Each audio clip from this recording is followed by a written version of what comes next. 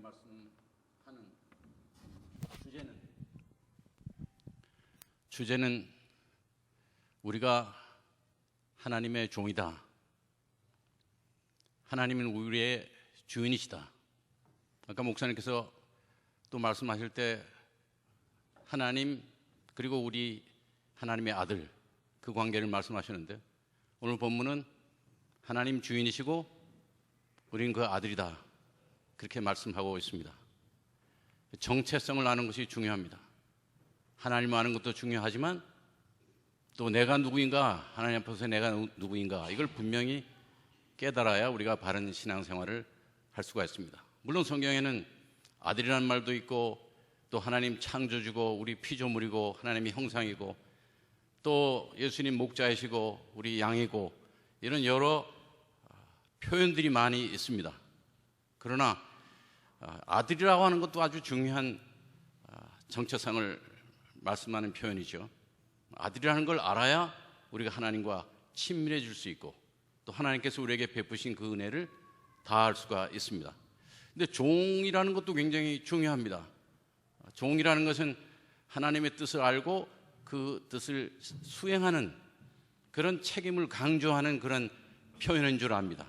아들이라는 것은 하나님과의 그 가까운 신분, 정체성, 내 속에 있는 하나님의 DNA 뭐 이런 걸 말하겠죠.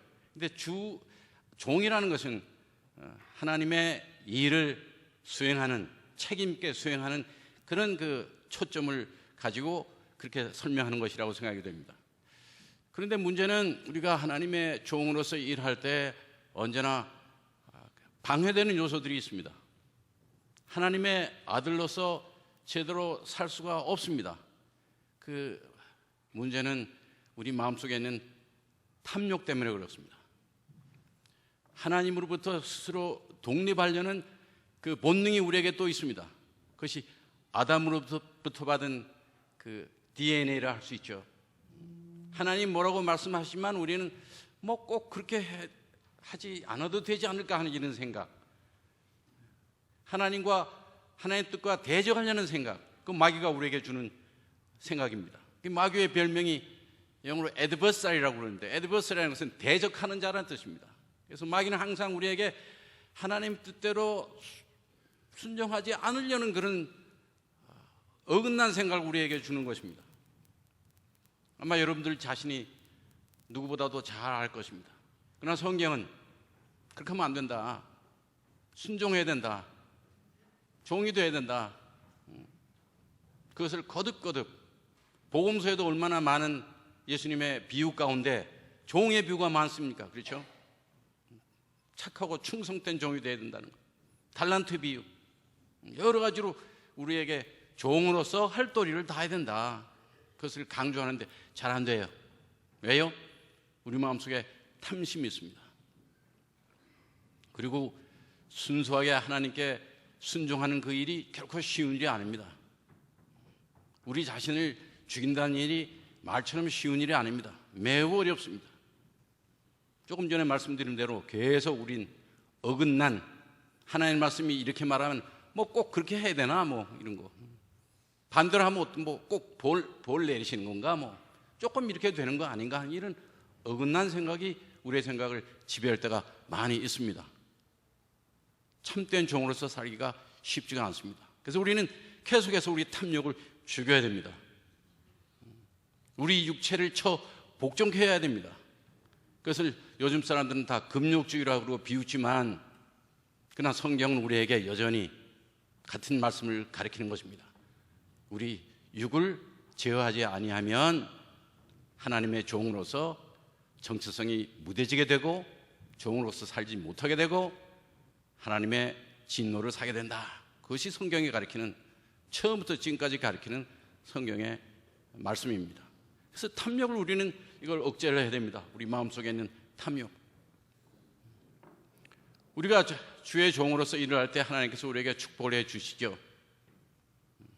시간도 주시고 건강도 주시고 물질도 주시고 믿음도 주시고 육적인 축복, 영적인 축복을 다 주시는 줄 믿습니다. 왜요?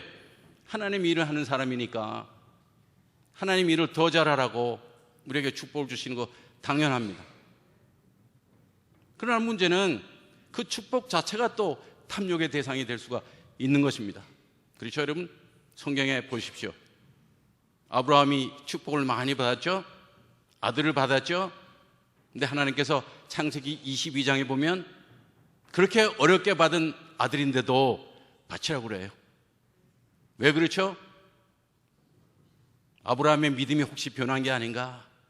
하나님만 의지해야 되는데 혹시 아브라함이 이 이삭을 통해 가지고 내게 많은 축복을 하나님께 주신다 그랬으니까 이삭만 계속 쳐다보는 게 아닌가? 하나님은 질투하시는 하나님이라고 그랬습니다. 그 질투는 우리의 질투와 다릅니다. 하나님 질투는 고상한 질투입니다. 거룩한 질투입니다.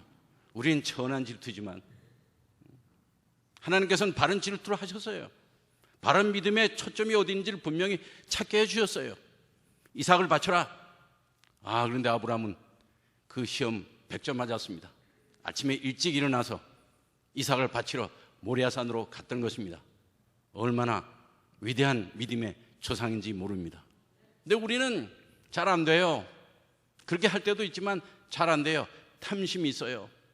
하나님께 주신 축복 자체에 우리가 매일 때가 있습니다.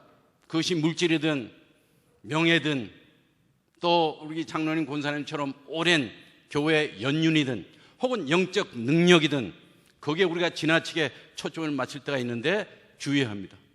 그것도 탐심이 될 수 있습니다. 하나님께 주신 축복도 믿음의 장애가 될 수 있습니다. 그러므로 우리는 언제나 하나님만 바라봐야 하는 것입니다. 언제나 보이는 축복이 아니라 보이지 않는 축복에 우리는 초점을 맞춰야 하는 것입니다. 땅의 것을 보지 말고 보이지 않는 하늘의 축복, 영원한 축복. 비록 하나님께서 우리에게 많은 축복을 주셨다 할지라도 우리는 그 축복에, 보이는 축복에 초점을 맞춰서는 안 됩니다. 우리는 보이지 않는 축복에 항상 눈을 돌이켜야 하는 것입니다. 그것이 믿는 지혜입니다. 그것이 지혜로운 종의 지혜인 것입니다. 주신 축복이라도 축복에 초점을 맞추지 말고 언제나 보이지 않는 축복에 초점을 맞출 때 하나님께서 기뻐하시고 하나님이 원하시는 착하고 충성된 종이 될 줄 믿습니다.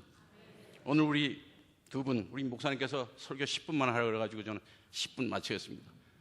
우리 두 분 오늘 축하드립니다. 여기 주장로님께서 참 수고 많이 하셨다고 그러는데 저도 참 수고 많이 하셨다. 여러분도 우리 다 같이 한번 해보죠. 참 수고 많이 하셨습니다.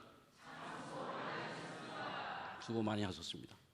그러나 수고 많이 하게 한 것도 주님의 축복인 줄 믿어야 합니다. 내가 잘했다 또 시험에 빠지게 되는 것입니다. 하나님께서 물질 주시고 하나님께서 시간 주시고 하나님께서 건강 주시고 종 자랑할 거 아무것도 없어요.